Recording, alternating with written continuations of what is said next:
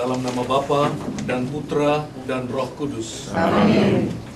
Semoga rahmat dan damai Allah Bapa dan Tuhan kita Yesus Kristus beserta saudara sekalian. Saudara-saudari terkasih, sudah sejak awal masa Prapaskah kita mempersiapkan diri dengan usaha tobat dan perbuatan amal. Hari ini kita semua berkumpul dan bersama dengan seluruh umat Allah kita membuka peringatan misteri Paskah Tuhan kita Yesus Kristus, yaitu sengsara dan kebangkitannya. Untuk melaksanakan misteri itulah Yesus memasuki kota Yerusalem. Oleh karena itu, marilah kita turut menyambut Dia dengan hikmat sambil mengenangkan peristiwa yang menyelamatkan itu. Dengan demikian, kita pun berharap dapat memetik hasil salib suci, yaitu kebangkitan dan kehidupan. Bersamamu Dan bersama roh juga. Inilah Injil Yesus Kristus karangan Santo Matius. Ketika Yesus bersama 12 rasulnya sudah dekat Yerusalem, sampailah mereka di Betfage yang terletak di Gunung Zaitun. Lalu Yesus menyuruh 2 orang muridnya sambil berkata, "Masuklah ke dusun di depan itu. Disitulah kamu akan melihat seekor keledai yang tertambat bersama anaknya. Lepaskanlah keledai itu dan antarkanlah kepadaku. Kalau ada orang yang menegur kamu, katakanlah bahwa Tuhan memerlukan kedua binatang itu, dan orang itu akan segera memberi izin." Itu terjadi agar terlaksana sabda Allah yang disampaikan oleh nabinya. "Katakanlah kepada Sion, lihatlah rajamu datang kepadamu, hatinya lemah lembut, dan ia menunggangi seekor keledai, anak binatang muatan." Maka pergilah murid-murid itu dan berbuat seperti yang ditugaskan Yesus. Mereka membawa keledai itu dengan anaknya dan membentang pakaian mereka sebagai alas, lalu mempersilakan Yesus naik. Orang banyak menghamparkan pakaiannya di jalan. Ada pula yang memotong ranting-ranting pohon dan menyebarkannya di jalan. Mereka semua mendahului dan mengikuti Yesus sambil berseru, "Terpujilah Putra Daud, terberkatilah yang datang atas nama Tuhan, terpujilah yang Maha Tinggi." Dan ketika Yesus memasuki Yerusalem, seluruh kota menjadi ribut dan gaduh. Dan ada orang yang mengatakan, "Siapa orang ini?" Dan orang banyak itu menyambut, "Inilah Nabi Yesus dari Nazaret di Galilea." Demikianlah Injil Tuhan. Syukur kepada Allah. Terpujilah Kristus. Satu refleksi singkat. Hari ini kita mendengarkan 2 bacaan Injil. Yang pertama yang baru kita dengar berkisah tentang masuknya Yesus ke Yerusalem, di mana rakyat menyambut dengan gegap gempita, dengan sukacita sambil melambaikan daun palma. Lambaian daun palma melambangkan sambutan penuh kemuliaan atas raja yang menang. Itulah lambang kemuliaan duniawi, lambang dari popularitas duniawi, seru, meriah, menarik, tapi tidak bertahan lama. Oleh karena itu, kita tidak berhenti di situ. Karena sesungguhnya kita baru memasuki jalan penderitaan Yesus yang berpuncak pada kematian di salib. Maka bagian kedua dalam Injil nanti kita akan dengarkan kisah sengsara Tuhan Yesus. Semoga kita bukan hanya mendengar saja, tetapi kita ikut masuk dan hadir di dalam peristiwa itu. Kita gunakan imajinasi kita. Saya kira sebagian besar dari kita sudah pernah menonton film The Passion of Christ. Tujuannya sama. Pembacaan kisah sengsara itu mengajak kita menggunakan imajinasi dan kita hadir di dalam peristiwa penyaliban Yesus itu. Hari ini kita memulai penyertaan kita pada Yesus. Bukan hanya dalam kegembiraan duniawi saja, tapi kita mau berjalan dengan Dia, terus mengiringi Dia, termasuk dalam kesedihan, dalam ketakutannya, dalam sengsaranya, dan kematian. Begitu sering kita datang pada Yesus membawa problem dan derita-derita kita.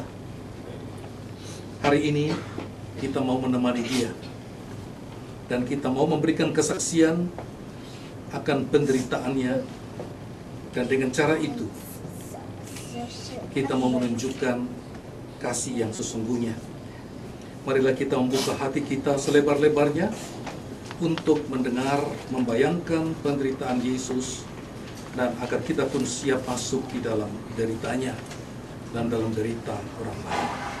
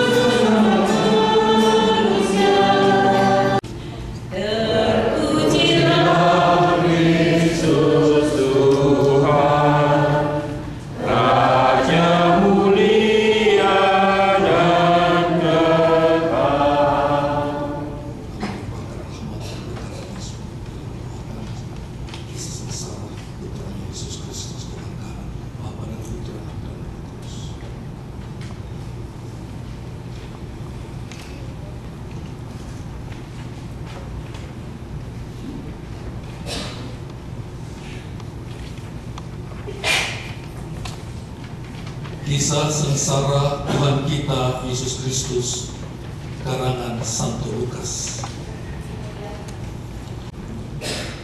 Pada waktu itu, seluruh himpunan bangun dan mengantar Yesus menghadap Pilatus.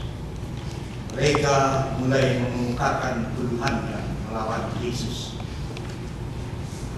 Kami telah mendapati orang ini menghasut bangsa kami dan melarang mereka membayar pajak kepada Kaisar.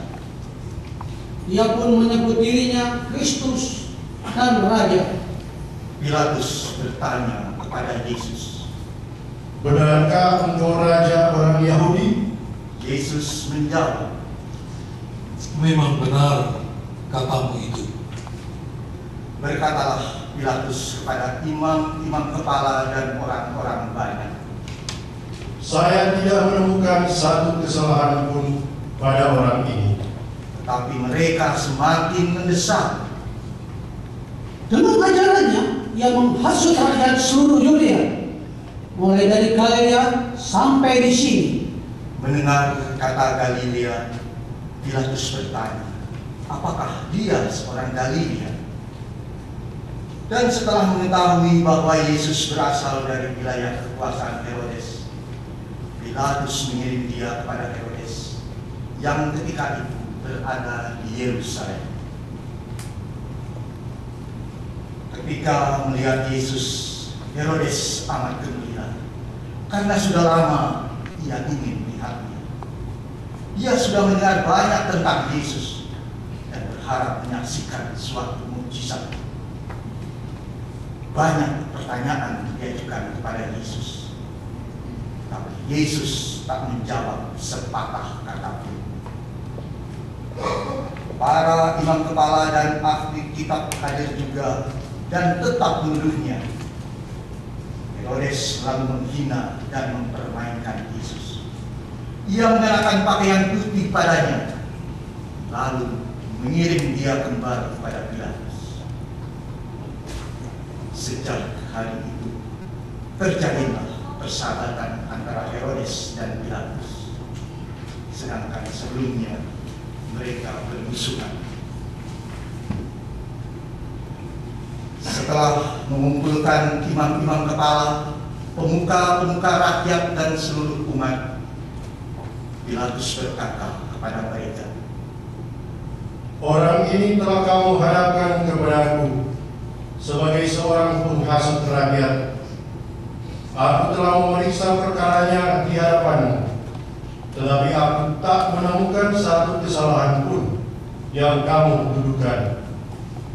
Demikian pula Herodes, karena ia telah mengirimnya kembali kepadaku. Tak ada satu perbuatan pun yang menyebabkan dia pantas dihukum mati. Karena itu, sesudah didera, dia akan kulepaskan." Menurut kebiasaan, pada hari raya Pilatus melepaskan seorang tahanan. Tetapi mereka semua berteriak, "Musnahkanlah orang ini dan lepaskanlah Barabas." Adapun Barabas itu dipenjarakan karena melakukan pemberontakan dan pembunuhan di dalam kota. Sekali lagi Pilatus berbicara kepada mereka dengan maksud melepaskan Yesus. Tetapi mereka semakin berteriak, "Salibkanlah, salibkanlah dia." Untuk ketiga kalinya Pilatus berkata kepada mereka, "Kesalahan apa yang telah dibuatnya? Aku tak menemukan satu kesalahan pun padanya yang menyebabkan dia pantas dihukum mati. Karena itu, aku hendak mendera dia dan kemudian melepaskannya." Namun mereka semakin keras berteriak, mendesak serta menuntut agar Yesus disalibkan. Dan ternyata suara mereka menang. Pilatus mengabulkan tuntutan mereka. Ia melepaskan Barabas yang dipenjarakan karena membunuh dan memberontak. Tetapi Yesus diserahkannya kepada mereka.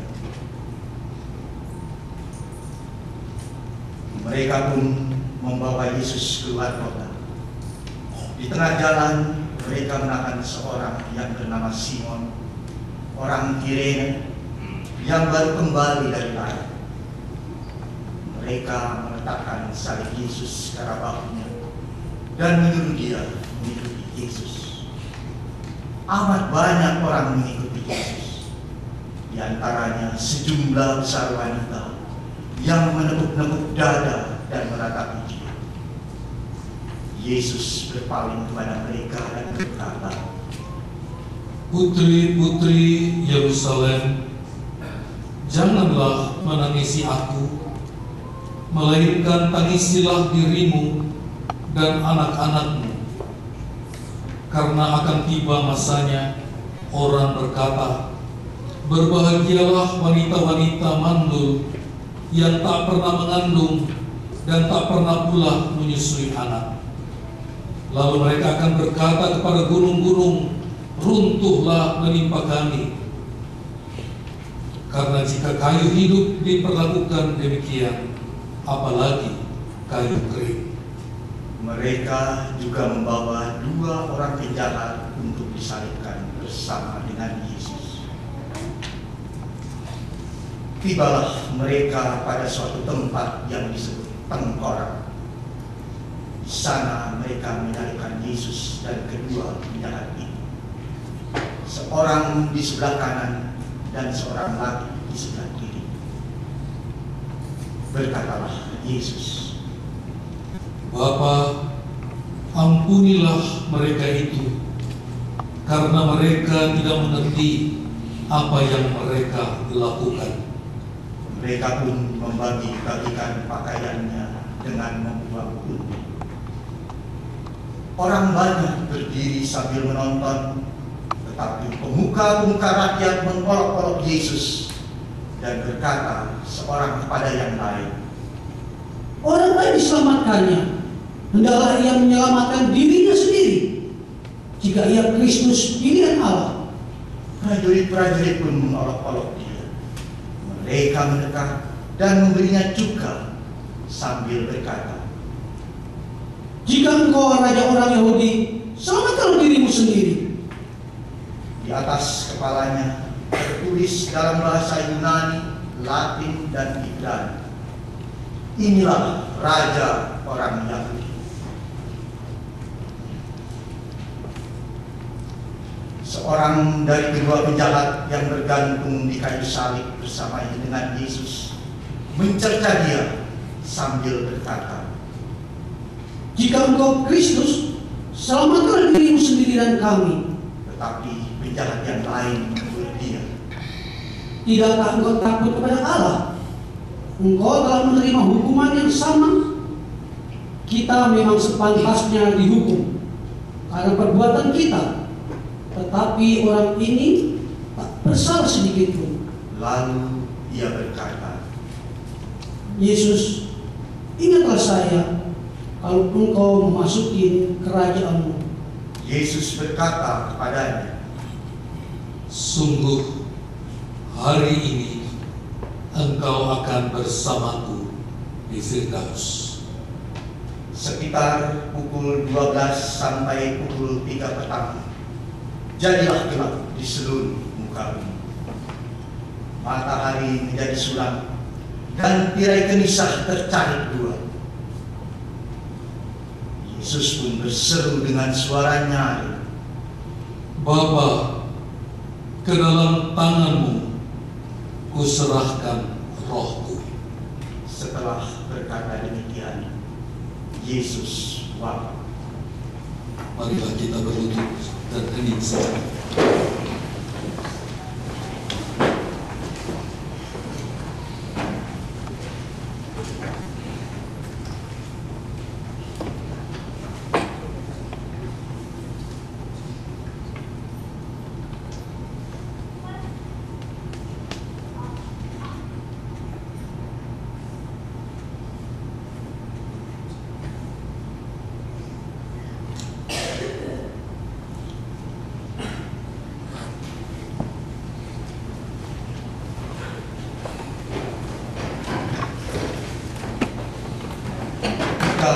Kepala pasukan menyaksikan kejadian itu, ia memuliakan Allah dan berkata, Sungguh, orang ini suci.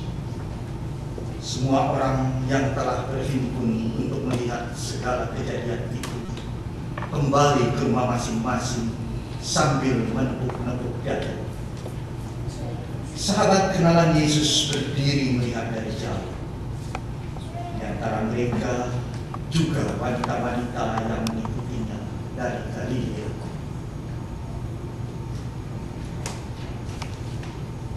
Demikianlah sabda Tuhan. Terpujilah Kristus. Silakan.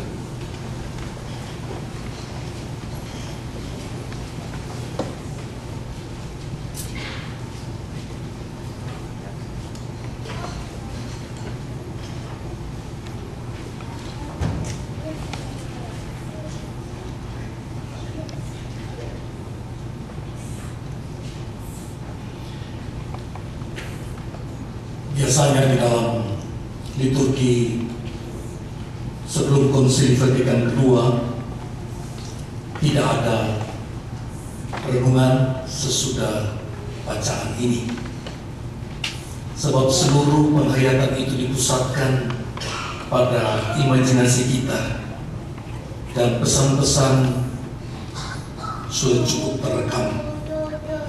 Tetapi tidak salah juga untuk memberikan sedikit refleksi agar kita memiliki arah.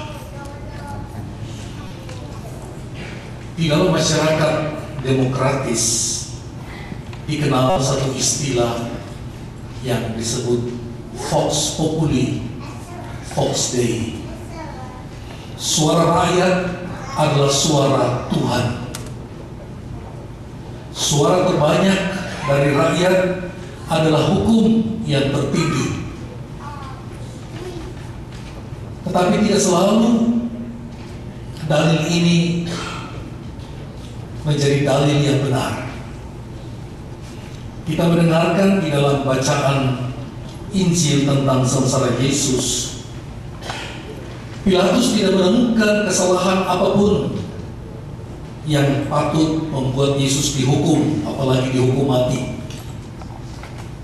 Dan Pilatus berniat membebaskan Yesus. Tetapi suara rakyat berteriak, "Salibkanlah dia."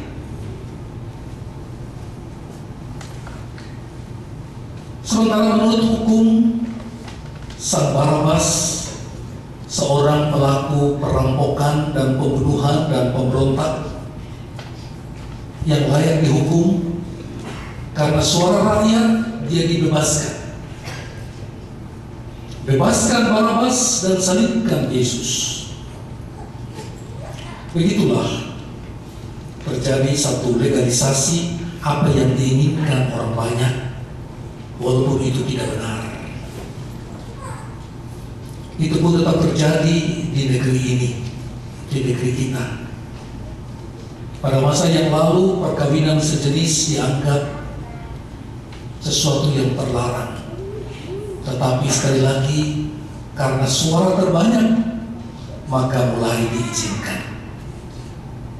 Demikian juga praktek aborsi yang dari dulu didalilkan sebagai pembunuhan, tetapi karena suara terbanyak, mereka mengatakan oke. Dan tidak lama lagi, apa yang dulu disebut sebagai narkotik, tapi karena suara terbanyak menjadi legal, yaitu penggunaan ganja, dan bisa seterusnya. Dan akan datang juga nanti apa yang selama ini merupakan hal yang tabu bagi para dokter, yaitu berdasarkan sumpah Hippocrates bahwa dokter mempunyai tugas untuk menjaga kehidupan manusia sampai dia menghembuskan nafas. Akan ada legalisasi di mana dokter diizinkan untuk menyuntik mati pasien secara legal karena suara terbanyak. Di dalam renungan hari ini kita juga melihat satu kontras kehidupan, di mana kegembiraan sesaat dikejar orang, tapi orang menolak derita dan pengorbanan. Kita lihat dalam Injil, rakyat banyak mendukung Yesus sebagai Raja dan menyerukan suara kemenangan dengan mengibaskan daun-daun palma. Tapi beberapa hari kemudian yang mereka acungkan adalah tinjunya dengan penuh kemarahan, dengan berteriak, "Salibkanlah dia." Yesus menjalani peristiwa kemuliaan sementara itu, dan dia juga tidak menolak ketika dia menghadapi peristiwa kesengsaraan, bahkan mati di salib. Yesus menjalani semuanya, dan dia tidak mengutuk, dia tidak membenci, dan dia tidak menghardik para musuhnya. Dia selesaikan misinya untuk menunjukkan apa sesungguhnya kasih yang sejati itu. Peristiwa ini bagi kita mengingatkan kita juga akan saat-saat meriah dalam hidup kita. Misalnya pada waktu Anda menikah, itulah saat meriah dalam kehidupan Anda. Masih ingatkah Anda saat Anda diberkati di dalam gereja? Masih ingatkah Anda yang ibarat raja dan ratu memasuki ruang resepsi? Semua mata tertuju, tepuk tangan, ucapan selamat bahagia, diselingi dengan taburan bunga, musik, makanan, minuman, toast, pemotongan kue pengantin. Tapi semua itu akan berlalu dan akan masuk ke dalam satu perjalanan cinta yang sesungguhnya, yaitu cinta yang menuntut pengorbanan. Masa pesta dan bulan madu berlalu, masa mengikut salib harus diterima. Untuk menyangkal diri dan memberikan diri tanpa syarat sebagai pasangan. Saat saya dihabiskan imam dan juga imam-imam lain, sama terjadi satu kemuliaan sesaat. Orang-orang bersorak-sorai memberikan tepuk tangan. Tapi ketika masuk dalam imamat sesungguhnya yang adalah pelayanan, maka disitulah perjalanan mengikuti Yesus, memikul salib, menyangkal diri, dimulai. Saat seorang dibaptis, dia menikmati hal itu. Seorang menerima komuni pertama, saat seorang lulus dari perguruan tinggi pada hari wisuda, dia menikmati kemeriahan sesaat. Tapi apa yang terjadi sesudahnya? Dia harus menghadapi salib kehidupan yang harus dipikul, menyangkal diri, memikul salib, dan mengikuti Yesus.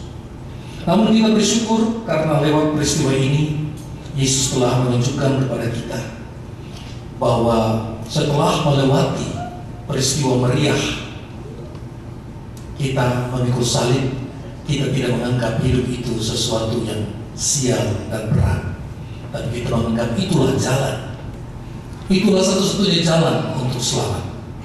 Dan Yesus telah menunjukkan tidak ada jalan untuk mencapai keselamatan selain memikul salib di dalam perkawinan, di dalam pelayanan apapun, di dalam hidup sebagai apapun. Amin. Dalam nama Bapa dan Putra dan Roh Kudus. Amin. Tuhan bersamamu. Semoga saudara sekalian diberkati oleh Allah yang Maha Kuasa, Bapa dan Putra dan Roh Kudus. Amin. Ini perayaan Ekaristi kita sudah selesai.